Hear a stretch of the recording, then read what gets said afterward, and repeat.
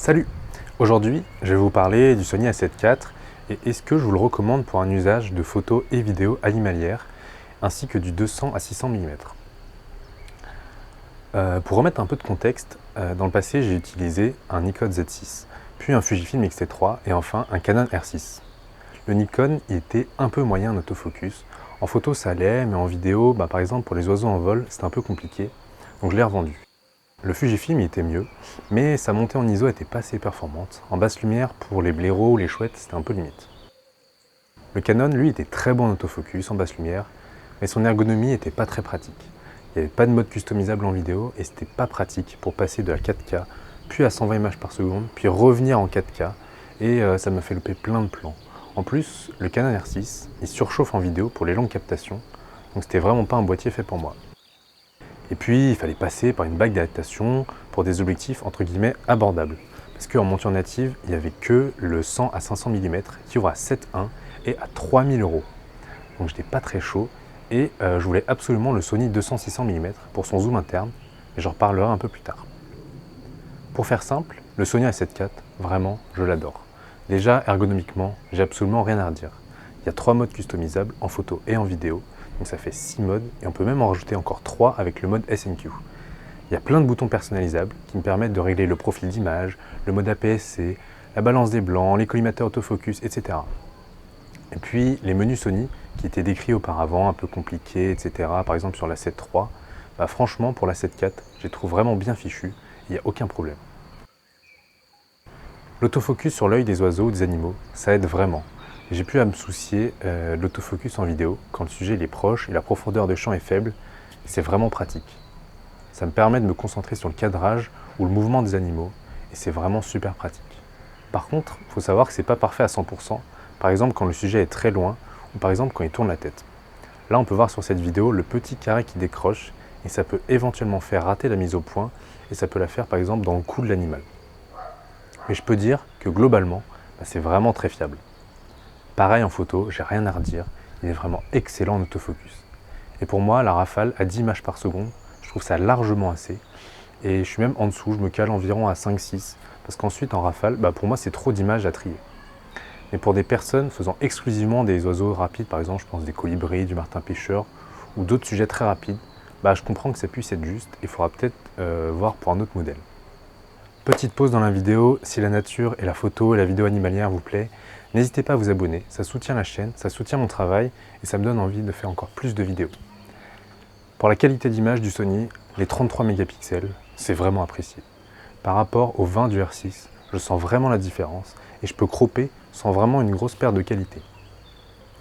La montée en ISO, elle est vraiment équivalente au plein format haut de gamme comme le R6 ou le Z6 que j'ai testé. Après, tout dépend de votre sensibilité, mais je trouve la qualité vraiment excellente jusqu'à au moins 12 800. Ensuite, forcément, ça se complique pour les plus exigeants, ceux qui vont faire par exemple des tirages, mais je n'hésite pas à monter.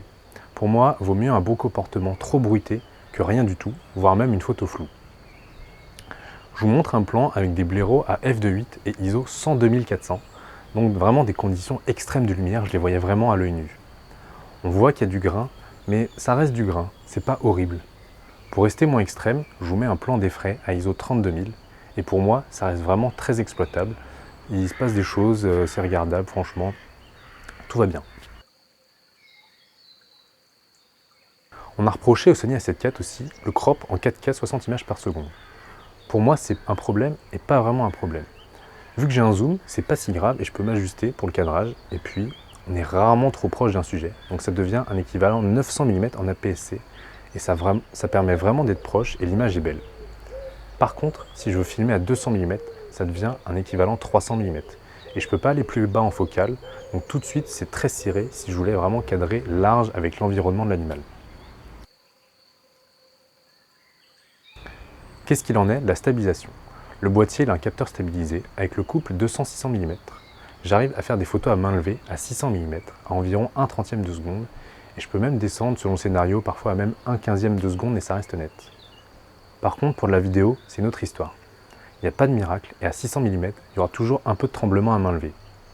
Avec de la stabilisation en post-prod sur DaVinci Resolve par exemple, pour moi ça reste largement exploitable. Mais il faut savoir qu'il y a mieux. Je Je vous mets en description une comparaison avec le Canon 100 à 500 mm avec le R5. Et ce combo, il a l'air largement meilleur pour des plans à main levée.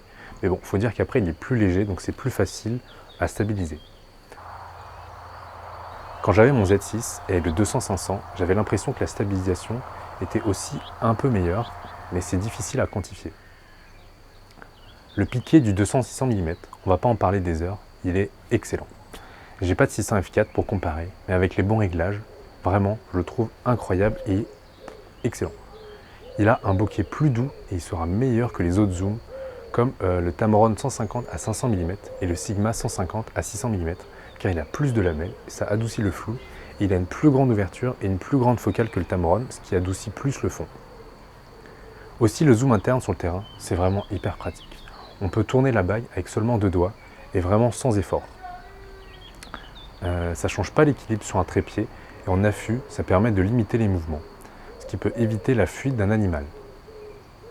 Le zoom interne sur le papier, ça permet une meilleure protection à l'eau et aux poussières, mais j'ai pas testé non plus sous une grosse tempête. Mon ancien Tamron, donc le 150-600 G2, il avait pris la flotte et je peux vous dire qu'il a passé plusieurs jours dans le riz pour enlever les gouttelettes à l'intérieur des lentilles. Et pourtant, c'est un objectif tropicalisé.